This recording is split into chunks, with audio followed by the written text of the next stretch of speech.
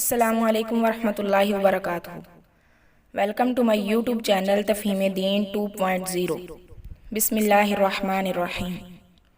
معزز ناظرین، تفہیم دین کورس میں ہم قرآن کا مقدمہ ڈسکس کر رہے ہیں، جس میں پچھلی ویڈیو میں ہم نے وحی اور اس کی حقیقت کو پڑھا اور سمجھا تھا۔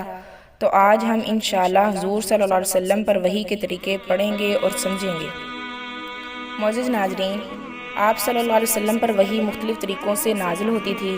صحیح بخاری کی ایک حدیث میں حضرت عائشہ رضی اللہ تعالیٰ عنہ فرماتی ہیں کہ ایک مرتبہ حضرت حارث بن ہشام رضی اللہ تعالیٰ عنہ نے آپ صلی اللہ علیہ وسلم سے پوچھا کہ آپ پر وحی کس طرح آتی ہے؟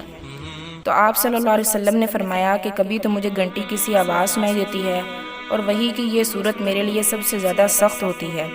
پھر جب یہ سلسلہ ختم ہوتا ہے تو جو کچھ اس آواز نے کہا ہوتا ہے مجھے یاد ہو چکا ہوتا ہے، اور کبھی فرشتہ میرے سامنے ایک مرد کی صورت میں آ جاتا ہے۔ تو معزز ناظرین، اس حدیث میں آپ صلی اللہ علیہ وسلم نے وحی کی آواز کو گھنٹیوں کی آواز سے جو تشبیہ دی ہے، شیخ محی الدین ابن عربی رحمہ اللہ تعالیٰ نے اس کا مطلب یہ بیان کیا ہے کہ ایک تو وحی کی آواز گھنٹی کی طرح مسلسل ہوتی ہے اور بیچ میں ٹوٹتی نہیں، دوسرے گھنٹی جب مسلسل بجتی ہے تو عموماً سننے والے کو اس کی آواز کی سمت متعین کرنا مشکل ہوتا ہے، کیونکہ اس کی آواز ہر جہت سے آتی ہوئی محسوس ہوتی ہے، اور کلام الہی کی بھی یہی خصوصیت ہے کہ اس کی کوئی ایک سمت نہیں ہوتی، بلکہ ہر جہت سے آواز سنائی دیتی ہے۔ اس کیفیت کا صحیح ادراک تو بغیر مشاہدے کے ممکن نہیں، لیکن اس بات کو عام ذہنوں سے قریب کرنے کے لیے آپ نے اسے گھنٹیوں کی آواز سے تشبیہ دی ہے۔ جب اس طریقے سے آپ پر وحی نازل ہوتی تو آپ پر بہت زیادہ بوجھ پڑتا تھا۔ حضرت عائشہ رضی اللہ تعالیٰ عنہ اسی حدیث کے آخر میں فرماتی ہیں کہ میں نے سخت جاڑوں کے دن میں آپ پر وحی نازل ہوتے ہوئی دیکھی ہے، ایسی سردی میں بھی جب وحی کا سلسلہ ختم ہوتا تو آپ کی مبارک پیشانی پسینے سے شرابور ہو چکی ہوتی تھی۔ ایک اور حدیث میں حضرت عائشہ رضی اللہ تعالیٰ عنہ بیان فرماتی ہیں کہ جب آپ پر وحی نازل ہوتی تو آپ کا سانس رکنے لگتا، چہرہ انور متغیر ہو کر کھجور کی شاخ کی طرح زرد پڑ جاتا، سامنے کے دانت سردی سے کپکپانے لگتے، اور آپ کو اتنا پسینہ آتا کہ اس کے قطرے موتیوں کی طرح ڈھلکنے لگتے تھے۔ وحی کی اس کیفیت میں بعض اوقات اتنی شدت پیدا ہو جاتی کہ آپ جس جانور پر اس وقت سوار ہوتے وہ آپ کے بوجھ سے دب کر بیٹھ جاتا، اور ایک مرتبہ آپ اپنا سر اقدس حضرت زید بن ثابت رضی اللہ تعالیٰ عنہ کے زانوں پر رکھا ہوا تھا کہ اسی حالت میں وحی نازل ہونی شروع ہو گئی۔ اس سے حضرت زید رضی اللہ تعالیٰ عنہ کی ران پر اتنا بوجھ پڑا کہ وہ ٹوٹنے لگے۔ بعض اوقات اس وحی کی ہلکی ہلکی آواز دوسروں کو بھی محسوس ہوتی تھی۔ حضرت عمر رضی اللہ تعالیٰ عنہ فرماتے ہیں کہ جب آپ پر وحی نازل ہوتی تو آپ صلی اللہ علیہ وسلم کے چہرہ انور کے قریب شہد کی مکھیوں کی بنبناہٹ جیسی آواز سنائی دیتی تھی۔ معزز ناظرین، وحی کی دوسری صورت یہ تھی کہ فرشتہ کسی انسانی شکل میں آپ کے پاس آ کر اللہ تعالیٰ کا پیغام پہنچا دیتا تھا۔ ایسے مواقع پر عموماً حضرت جبرائیل علیہ السلام مشہور صحابی حضرت دحیہ کلبی رضی اللہ تعالیٰ عنہ کی صورت میں تشریف لایا کرتے تھے، البتہ بعض اوقات کسی دوسری صورت میں بھی تشریف لائے ہیں۔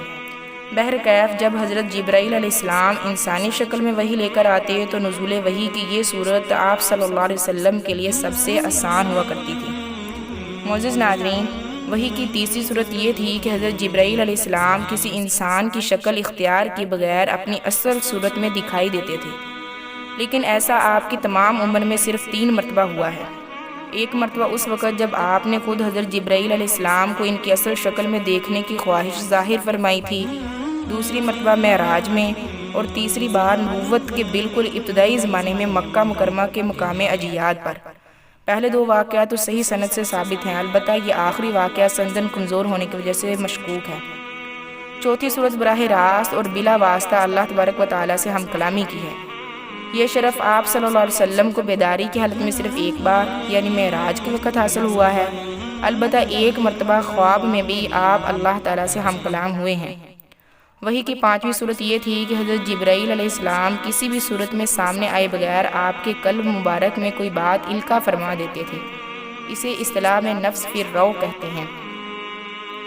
معزز ناظرین، جو آج کا سبق ہم نے پڑھا اس کا خلاصہ یہ ہے کہ اس میں ہم نے وحی کے 5 طریقے پڑھے ہیں۔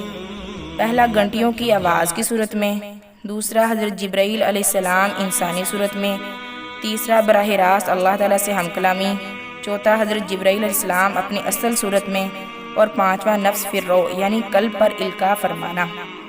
تو وہی کہ یہ 5 طریقے آج ہم نے پڑھے اور سمجھے، یہ تھے جن کے ذریعے سے آپ علیہ السلام کے اوپر وحی نازل ہوا کرتی تھی۔